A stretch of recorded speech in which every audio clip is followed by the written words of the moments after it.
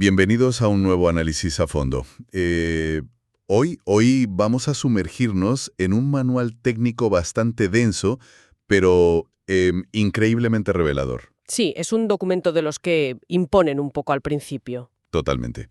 El material sale directamente del documento UF 1350, capítulo 2, Técnicas Monitorización. Eso es. Es un texto diseñado básicamente para entender cómo medir, diagnosticar y mantener el rendimiento de los sistemas informáticos. Y bueno, para arrancar, imaginemos una situación que resulta dolorosamente familiar en cualquier entorno tecnológico. Uf, ya me imagino por dónde vas. Claro, de repente un sistema crítico, una tienda online o una base de datos central, empieza a ir a pedales. Sí, la típica rueda de carga que gira y gira sin parar. Exacto. La rueda gira, la tensión en la oficina sube y empiezan a volar las suposiciones. Que si es la red, que si falta memoria RAM, que si el procesador no da más de sí. Y todo el mundo entra en pánico. Madre mía, el pánico. El objetivo de hoy es ver cómo los verdaderos profesionales no juegan a las adivinanzas con estos problemas, No, claro, no se puede. sino que usan datos concretos para encontrar al culpable exacto. Vale, vamos a desgranar esto porque el texto traza una línea dura desde el primerísimo párrafo entre dos conceptos: monitorizar y medir el rendimiento. Es una distinción súper importante. Entiendo que monitorizar es como tener cámaras de seguridad grabando por si pasa algo, y la medición es ir con un cronómetro a examinar un proceso específico. ¿Es así? Es una analogía muy acertada, sí. El documento insiste en esa diferencia porque, establece la metodología de trabajo. A ver. La monitorización es prevención pura. Consiste en recoger métricas de forma continua o periódica, ya sea del procesador, de la memoria o de los discos duros. O sea, para de que par de grabaciones antes de que haya un incendio real, ¿no? Exactamente. En cambio, cuando el manual habla de la medida de rendimiento, se refiere a un acto mucho más quirúrgico. Más específico. Eso es. Se buscan valores cuantificables exactos en un momento dado para compararlos con unos umbrales de referencia. Vale. Y según los apuntes, todo este esfuerzo se resume en 3 grandes objetivos innegociables. A ver cuáles son. Primero, la visibilidad. Visibilidad, vale. Saber qué recurso exacto está asfixiando al sistema en ese momento. Claro, no dar palos de ciego. Exacto. Segundo, el diagnóstico. Que es conectar un síntoma general, como esa lentitud desesperante de la que hablabas, con una causa técnica real, como puede ser, no sé, una cola de disco atascada. Tiene sentido. Y el tercero es la optimización. Que supongo que es usar esa información para arreglarlo. Eso es usar esos datos para ajustar el hardware o el software en consecuencia y evitar que vuelva a pasar. O sea que no es solo acumular gráficos bonitos en una pantalla. No, ¿qué va? Es tener un mapa real para actuar. Y leyendo el material hay un punto que llama muchísimo la atención por lo estricto que es. Sí, el tema de las comparaciones. Eso es. El manual recalca que para que una medición sirva de algo, tiene que ser estrictamente comparable. Exige usar la misma unidad, la misma ventana temporal y el mismo contexto. Totalmente. En el análisis de sistemas, el contexto lo es absolutamente todo. Ya. Por eso, el texto subraya la necesidad vital de registrar siempre los metadatos. Todos los metadatos. No sirve de nada apuntar que la CPU estaba al 100%. Hay que registrar qué herramienta midió eso, qué versión del sistema operativo estaba activa o si se había instalado algún parche ese mismo día. Claro. Porque un número aislado puede generar un pánico innecesario. Un pánico tremendo, sí. El texto pone un ejemplo estupendo precisamente con el procesador al 100%. Sí, es un ejemplo clásico. Si alguien ve ese número sin contexto, parece una emergencia absoluta. Fuego en el servidor. Hay que reiniciar todo. Exacto. Pero el documento aclara que si esos metadatos indican que esto ocurre a las 2 de la madrugada durante un batch nocturno, Un proceso automatizado. eso, un proceso automatizado que procesa todas las transacciones del día de golpe. Entonces, es perfecto. Claro. Significa que la máquina está aprovechando cada céntimo que costó. Exacto. El problema real, y ahí es donde los metadatos salvan el diagnóstico, es si ese 100% sostenido ocurre a las 12 del mediodía. En pleno pico de usuarios conectados. Ahí sí estamos ante una crisis crítica. Por eso la exigencia de comparar manzanas con manzanas. Manzanas con manzanas. Si comparamos el rendimiento de un servidor un domingo por la mañana con un lunes a mediodía, las conclusiones van a ser completamente erróneas. Ese detalle nos lleva directamente a cómo interpretar esa información. Porque, a ver, tener los metadatos correctos está muy bien, pero enfrentarse a una hoja de cálculo con millones de registros de la CPU, Es imposible. no hay mente humana que lo procese. Y aquí el documento hace un repaso de cómo visualizar lo invisible. Los gráficos. Menciona las clásicas series temporales, esas líneas que suben y bajan a lo largo del tiempo. Parecen ideales para cazar patrones, ¿no? Como darse cuenta de que el sistema siempre colapsa a la misma hora exacta. Las series temporales son el punto de partida, sí, pero el texto no se queda ahí. ¿Qué más proponen? Introduce los diagramas de dispersión. Son unas nubes de puntos fantásticas para cruzar dos variables. Ah, vale, para ver relaciones. Exacto. Por ejemplo, sirven para ver si el aumento de las peticiones de los usuarios se traduce directamente en un aumento del tiempo de respuesta del disco. Vale, lo vas viendo visualmente. Lo fascinante de esto es cómo el manual nos advierte inmediatamente sobre el peligro de simplificar demasiado la información visual. Sí. Lanza una advertencia muy severa sobre lo que podríamos denominar la trampa de la media. Uy, la trampa de la media. Esa idea de que la media esconde los problemas reales me pareció súper contraintuitiva.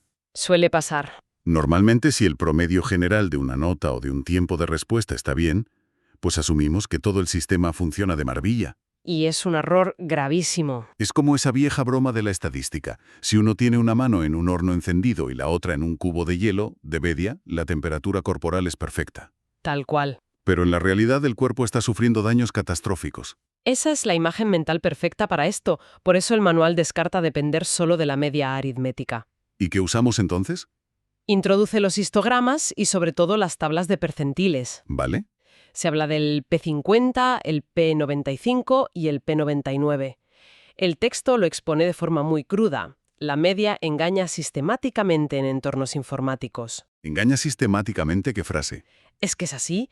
Si analizamos el percentil 99 o P99 y vemos que el tiempo de respuesta es altísimo, lo que estamos viendo es el sufrimiento real de los usuarios en los extremos. Para aterrizar eso un poco, si un servidor atiende 10.000 peticiones por segundo en una tienda online y el percentil 99 es desastroso, estamos diciendo que el 1% de esas peticiones van fatal. Así es. Y claro, el 1% de 10.000 son 100 usuarios por segundo que se quedan mirando una pantalla en blanco. 100 personas frustradas cada segundo. Es muchísima gente frustrada aunque la media general parezca un número súper aceptable. Precisamente. Por eso el buen analista de rendimiento nunca mira la media para validar si el sistema está sano. Tiene que mirar los extremos. Mira cómo se comportan esos valores atípicos, porque ahí es donde se esconden los cuellos de botella reales durante los picos de demanda.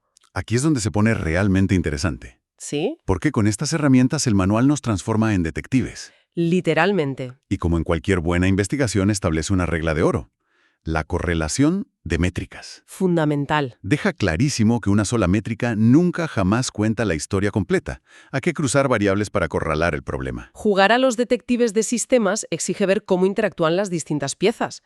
El texto ilustra esto con una claridad meridiana. Supongamos que los monitores marcan un uso de CPU por las nubes. Procesador a tope. Pero la actividad de entrada y salida de los discos es casi nula. Cruzando esos dos datos, la conclusión es que el sistema está limitado por el procesador. Vale. Es lo que se conoce en el sector como un entorno CPU-bound. CPU-bound. El cálculo puro es el problema ahí. Pero claro, si le damos la vuelta a la situación, el diagnóstico cambia radicalmente. Totalmente. Si miramos la pantalla y el procesador está casi dormido, apenas al 10%, pero la latencia del disco es altísima, el problema no tiene nada que ver con la capacidad de cálculo. No, ahí el procesador no es el culpable. El procesador está básicamente esperando de brazos cruzados a que el disco termine de leer o escribir los datos. Eso es. Ese sería el escenario I/O-bound. Limitado por entrada y salida. Limitado por la entrada y salida, exacto. Y aquí el documento hace hincapié en un tercer sospechoso que a menudo pasa desapercibido. La red. La red.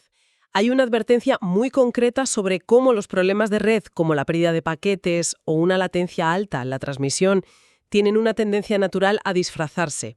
Ese camuflaje de la red me parece una trampa tremenda. Es que caen muchísimos equipos en ella. Según el texto, un usuario reporta que el programa va lento y el equipo técnico puede pasarse semanas revisando el código de la aplicación. O comprando servidores nuevos. Sí, ampliando servidores gastando un dineral, cuando en realidad la aplicación y el servidor van a la velocidad de la luz. Exacto. Pero los datos se atascan en el cable de red viajando hacia el ordenador del usuario. Sí. La aplicación parece lenta, pero solo está esperando pasivamente. Es un error de diagnóstico clásico que cuesta muchísimo dinero y tiempo a las empresas. Me lo imagino.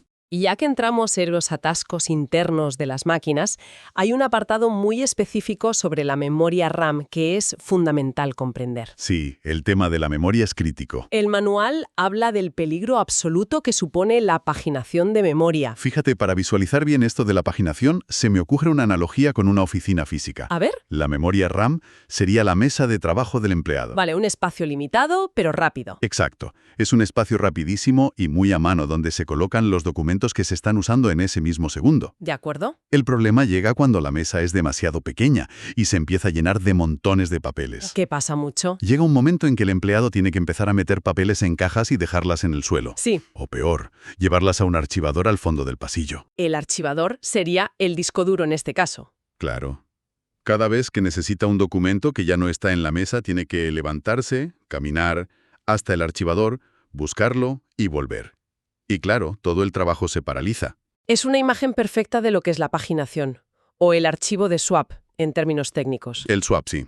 Cuando el sistema operativo agota la memoria RAM física, se ve forzado a usar un trozo del disco duro como si fuera memoria virtual para aparcar temporalmente los datos que no caben. Y eso es lento. Lentísimo. El problema crítico, como subraya el texto, es que el disco duro, por muy moderno que sea, es increíblemente más lento que la memoria RAM. Ya. Levantar los datos del disco para llevarlos de vuelta a la CPU hunde el rendimiento de una forma dramática. ¿Tanto se nota? Muchísimo. No es una pequeña bajada de velocidad, es una caída en picado total. Entonces, ¿qué significa todo esto cuando nos enfrentamos al mundo real? Buena pregunta. Porque la reacción instintiva en muchas empresas cuando un servidor empieza a usar la paginación o va lento es abrir la chequera. Tal cual, comprar por comprar. Se tiende a pensar que la solución mágica es comprar la CPU más potente y cara del mercado. Y no es así. El manual ataca directamente este mito. La idea de que tener más recursos brutos siempre es mejor.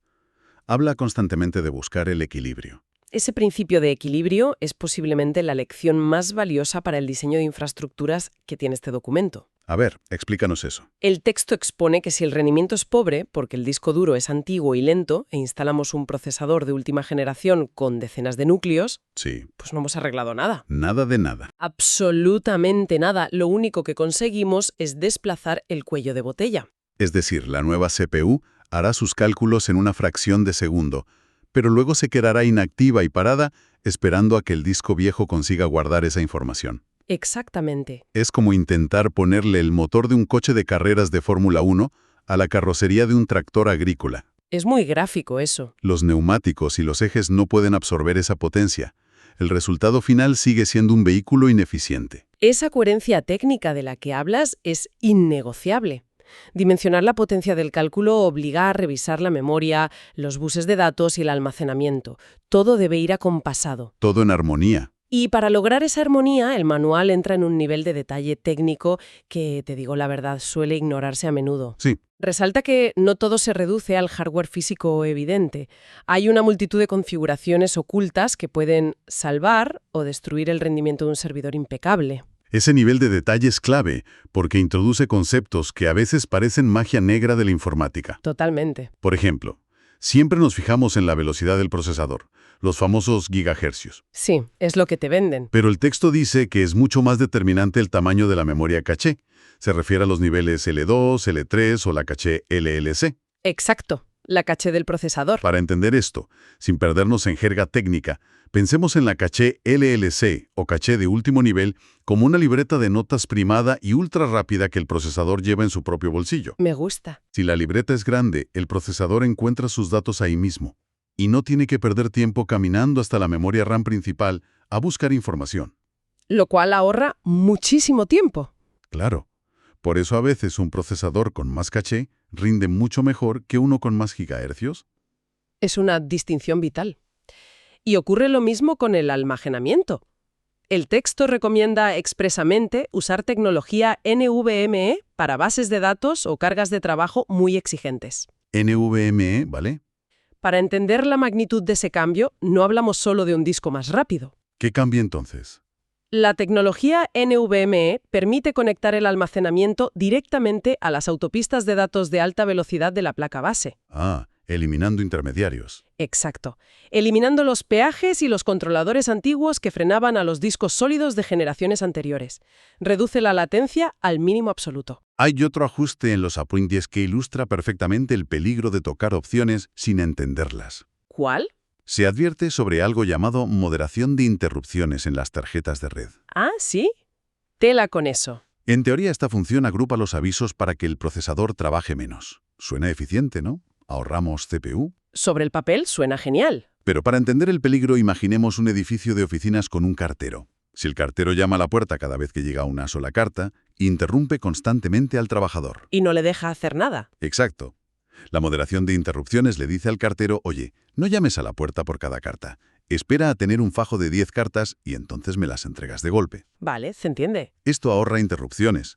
Pero si una de esas primeras cartas era un aviso urgente, se queda horas en la saca del cartero esperando a que se complete el fajo. Claro. El manual advierte que si esto se configura mal en un servidor, los paquetes de datos se quedan retenidos artificialmente. Y la latencia de la red se dispara a las nubes. Ese ejemplo del cartero ilustra exactamente por qué el manual prohíbe tocar configuraciones basándose en corazonadas. Corazonadas prohibidas. Totalmente. Si conectamos esto con el panorama general de la administración de sistemas, vemos por qué el texto establece un procedimiento operativo casi científico, Sí. basado en 4 reglas irrompibles antes de modificar cualquier cosa. A ver, ¿cuáles son esas 4 reglas? La primera regla es medir la línea base. La foto inicial, ¿no? Eso es. Hay que tener una foto exacta de cómo rinde el sistema hoy antes de tocar un solo cable o parámetro. Vital. Y la segunda regla es probablemente la que más se rompe en el mundo real cuando hay pánico. Ya te digo. Cambiar solo una cosa cada vez. Es que cuesta mucho contenerse. Todos conocemos la historia de un servidor que se cae el equipo, entra en crisis y deciden ampliar la RAM, actualizar el firmware del disco y cambiar la configuración de la red. Todo a la vez. Todo a la vez. Cuando el servidor vuelve a arrancar y funciona milagrosamente, Nadie sabe qué ha pasado. nadie en la habitación tiene la más remota idea de qué fue lo que realmente solucionó el problema. Claro. O peor, si arranca y va más lento, no saben cuál de los 3 cambios lo ha estropeado. Precisamente. Por eso la disciplina es innegociable. Y la tercera regla. La tercera regla es volver a medir, pero asegurando que las condiciones son equivalentes a las de la medición de la línea base. Las manzanas con manzanas de antes. Exacto. Y la cuarta regla, que es el cierre del círculo metodológico, exige documentar meticulosamente el resultado Apuntarlo todo. y ajustar los umbrales de alerta del sistema de monitorización a esta nueva realidad. Claro, para el futuro. Es un proceso de mejora continua, metódico y basado exclusivamente en la evidencia de los datos. Es la diferencia abismal entre ser un profesional que diagnostica con bisturí y alguien que cruza los dedos esperando que reiniciar la máquina solucione los problemas. Sin duda. Para hacer un resumen general de todo lo que nos aporta este manual, queda claro que garantizar un rendimiento excelente requiere mucha capacidad analítica. Muchísima. Exige abandonar la comodidad de mirar solo la media general y empezar a investigar esos percentiles altos, el P99, que revelan los verdaderos problemas de los usuarios. Es que la media nos miente. Por la memoria y el almacenamiento, ajustando la configuración con cuidado para no mover simplemente el cuello de botella de un lado a otro. Todo esto plantea una pregunta importante para cerrar nuestro análisis. A ver, Hay una frase en los apuntes, un detalle sutil, que menciona que aumentar la frecuencia o el número de núcleos de un procesador mejora el rendimiento. Pero advierte, y cito textualmente, que el escalado no siempre es lineal. no siempre es lineal. Pensemos en lo que eso significa a gran escala. Durante décadas, la industria ha dependido de la ley de Moore, esperando que cada pocos años los procesadores fueran el doble de rápidos casi por arte de magia. Claro, comprabas uno nuevo y todo iba el doble de bien. Pero el silicio tiene límites físicos. Si añadir más núcleos o multiplicar la memoria, ya no garantiza una mejora proporcional de velocidad. Ya. La fuerza bruta del hardware está empezando a perder eficacia. Qué interesante. Esto nos sugiere que el futuro del alto rendimiento no consistirá en seguir comprando servidores infinitamente más potentes. Probablemente el éxito recaerá de nuevo en el software meticulosamente programado. Volver a los orígenes. Y en esa optimización casi artesanal de la que hemos hablado hoy, llevada a cabo por especialistas que entiendan cada capa del sistema. Es una reflexión espectacular para poner punto final a este tema. Te deja pensando. Nos obliga a mirar más allá de la simple fuerza bruta y del dinero invertido en máquinas, para valorar la técnica, el análisis de datos y el diseño eficiente. Esperamos que después de escuchar esto, la próxima vez que quienes nos escuchan vean un sistema lento, ya no busquen reiniciar, sino investigar. Nos despedimos por hoy. Hasta el próximo análisis a fondo.